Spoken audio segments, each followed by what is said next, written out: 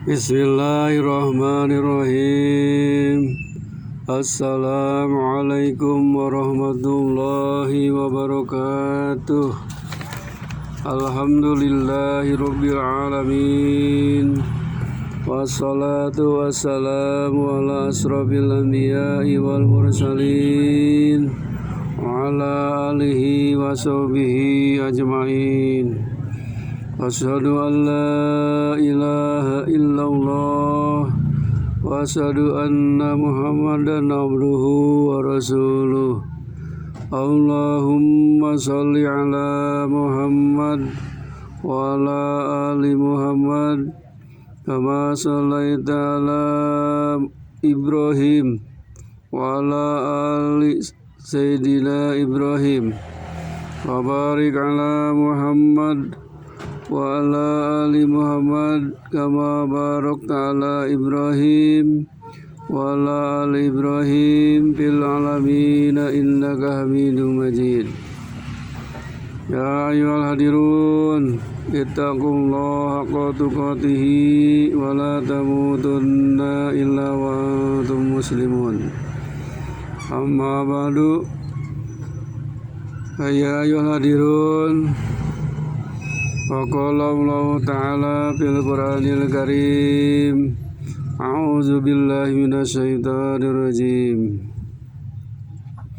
Alladzi khalaqal mauta wal hayata liyabluwakum ayyukum ahsanu amala. Shadaqallahul adzim.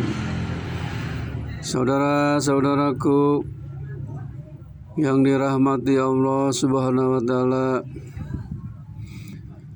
syukur alhamdulillah kita pada saat ini masih diberi nikmat umur, nikmat sehat, nikmat rezeki, nikmat iman, nikmat Islam, dan nikmat ihsan. Mudah-mudahan segala macam nikmat yang telah Allah berikan kepada kita pandai untuk mensyukurinya, dapat mensyukurinya setiap saat. Amin ya Allah ya rabbal alamin. Salawat serta salam mudah-mudahan dicurahkan kepada junjungan kita Nabi Muhammad SAW, juga kepada keluarganya, para sahabatnya, dan kepada kita sebagai umatnya. Amin ya Allah ya rabbal alamin. Hadirin rahimakumullah, marilah kita tingkatkan keimanan kita dan ketakwaan kita kepada Allah Subhanahu wa taala dengan cara melaksanakan segala perintahnya dan menjauhi segala larangan-larangannya.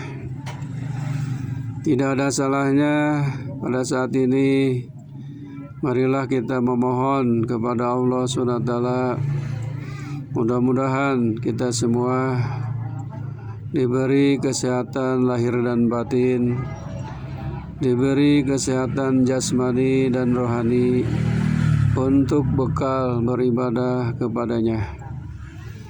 Dan juga mudah-mudahan kita dipermudah dalam segala urusan, dilancarkan dalam urusan dunia dan dilancarkan dalam urusan akhirat. Amin ya Allah ya rabbal alamin. Juga marilah kita memohon kepadanya, mudah-mudahan kita semua, keluarga kita dalam keberkahan, umur kita yang barokah, harta kita yang barokah, anak cucu kita yang barokah menjadi anak soleh dan solehah. Amin ya Allah ya rabbal alamin. Hadirin yang berbahagia, dalam mukadimah tadi saya bacakan ayat suci Al-Quran surat Al-Muluk ayat 2. A'udzubillahi minasyaitonirrajim. Bismillahirrahmanirrahim. Alladzi khalaqal mauta wal hayata liyabluwakum ayyukum ahsanu amala. Dialah Allah yang menciptakan mati dan hidup, agar kami, kata Allah, akan mengujimu. Siapa di antara kalian yang paling baik amalnya? Memang hidup di dunia ini penuh dengan ujian, penuh dengan cobaan, sebagaimana di dalam kitab Al-Hikam karya Syekh Ahmad bin Athaillah nomor nasihat 90. Beliau menyatakan bahasa toka kaila yubkika ma'al qabdi wa qabadoka kaila yatrukuka ma'al basti wa akhrajaka anhuma kaila takuna bisai'in dunahu, yang artinya Allah melapangkan bagimu supaya engkau tidak selalu dalam kesempitan, dan Allah menyempitkan bagimu supaya engkau tidak hanyut dalam kelapangan, dan Allah melepaskan engkau dari keduanya supaya engkau tidak bergantung kepada sesuatu selain Allah Subhanahu wa taala. Hadirin rahimakumullah, Allah merubah-rubah keadaan kita dari sedih ke gembira, dari sehat ke sakit, dari kaya ke miskin, dari terang ke gelap, agar supaya mengerti bahwa kita tidak bebas dari hukuman ketentuannya, supaya selalu kita berdiri di atas landasan la haula wala quwwata illa billah. Tidak ada daya untuk mengelakkan sesuatu, dan tidak ada kekuatan untuk melaksanakan sesuatu kecuali dengan pertolongan Allah Subhanahu wa taala. Sebagaimana firman Allah Subhanahu wa taala, A'udzubillahi minasyaitonirrajim. Bismillahirrahmanirrahim. Likaila ta'sau ala ma fatakum wala tabrahu bima atakum.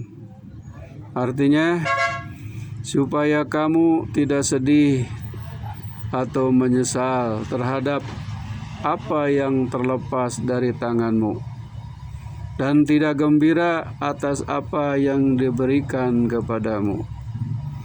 Kemudian Ibnu Athaillah di dalam nasihat nomor 91, beliau berkata, al-arifuna idza busitu akhwafu minhum idza qubidu wala yaqifu ala hududil adabi bil basti illa qalilun. Artinya, orang arif jika merasa lapang lebih khawatir, lebih takut daripada jika berada dalam kesempitan, dan tidak dapat tegak di batas-batas adab dalam keadaan lapang itu kecuali sedikit sekali. Hadirin rahimakumullah, Abu Bakar As-Siddiq radhiyallahu anhu berkata, kami diuji dengan kesukaran, maka kami tahan sabar. Tetapi ketika diuji dengan kesenangan atau kelapangan, hampir tidak sabar atau tidak tahan. Yusuf bin Husain Ar-Raji menulis surat kepada Al-Junaid yang isinya, semoga Allah tidak memberi kepadamu rasa kelezatan hawa nafsumu, sebab jika engkau merasakan kelezatannya, maka tidak akan merasakan kebaikan untuk selamanya. Kemudian Ibnu Ahmad Athaillah melanjutkan pada nasihat yang nomor 92. Al-bastu takhudun nafsu minhu khaddoha biwujudil parohi wal qabdu la haddo lin nafsi pih. Di dalam masa kelapangan, hawa nafsu dapat mengambil bagiannya karena gembira. Sedang dalam masa sempit, tidak ada bagian sama sekali untuk hawa nafsu. Karena itu manusia lebih aman dalam kesempitan, karena hawa nafsu tidak dapat memperdaya. Hadirin rahimakumullah, Abu Hasan As-Sajali radhiyallahu anhu berkata, al-qabdu wal bastu, risau hati atau riang hati, selalu silih berganti dalam perasaan tiap hamba, bagaikan silih berganti siang dan malam. Dan sebabnya qabdu atau risau hati itu salah satu dari 3. Karena dosa atau kehilangan dunia atau dihina orang, maka ada seorang hamba jika merasa berdosa harus segera bertobat, dan jika kehilangan dunia harus rela dan menyerah kepada hukum Allah Subhanahu wa ta'ala.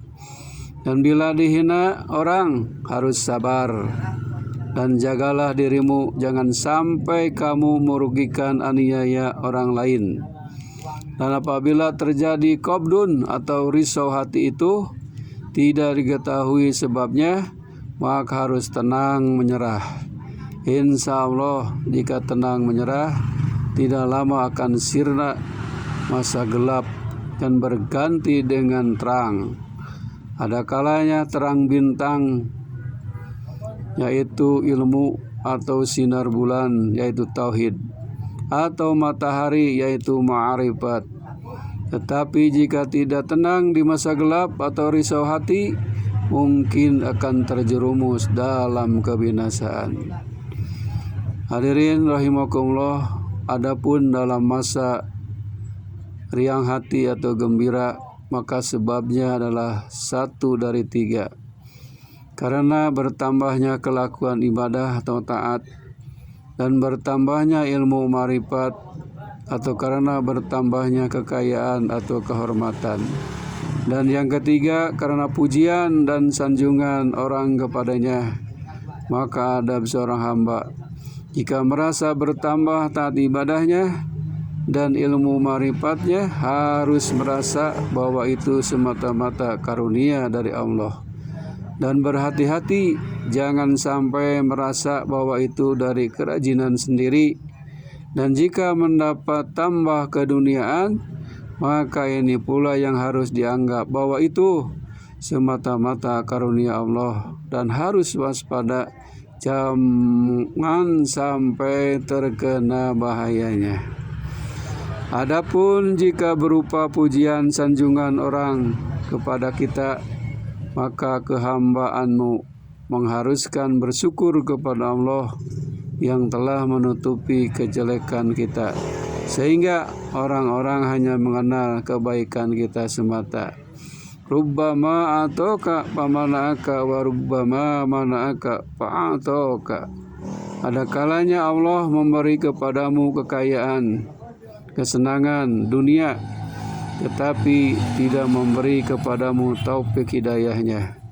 Dan ada kalanya Allah menolak, tidak memberi kamu dari kesenangan dunia dan kemewahannya, tetapi memberi kepadamu taufik dan hidayahnya.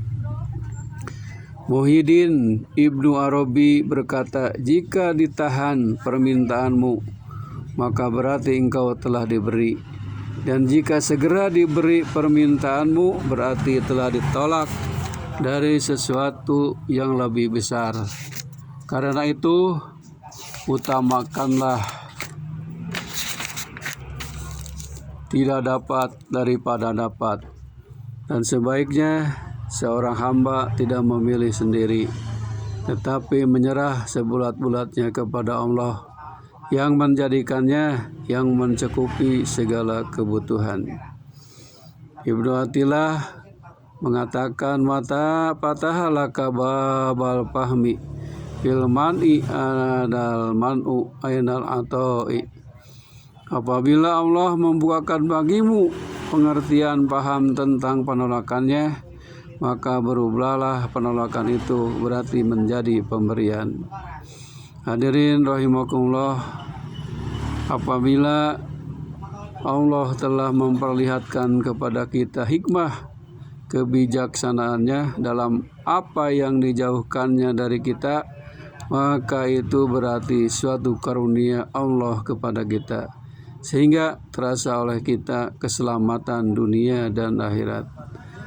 Al-aqwanu dohiruha iddatun, al-aqwanu dohiruha kirratun wa batinuha ibratun pan nafsu tanduru ila dohiri kirratiha wal qalbu yanduru ila batini ibratiha. Alam ini lahirnya berupa tipuan dan batinnya sebagai peringatan, maka bahwa hawa nafsu melihat lahir tipuannya, sedang mata hati memperhatikan peringatannya akibatnya. Maka Allah berfirman, fala tagurannakumul hayatud dunya, maka janganlah kamu tertipu oleh kehidupan dunia. Firman Allah, wa mal hayatud dunya illa mata'ul gurur, tiadalah kehidupan dunia ini lebih melainkan kesenangan yang menipu. Nabi Isa alaihissalam pernah berkata, celakalah kamu wahai ulama yang tidak jujur atau su, perumpamaanmu bagaikan selokan got kotoran, luarnya bersemen baik dan di dalamnya penuh kotoran basi.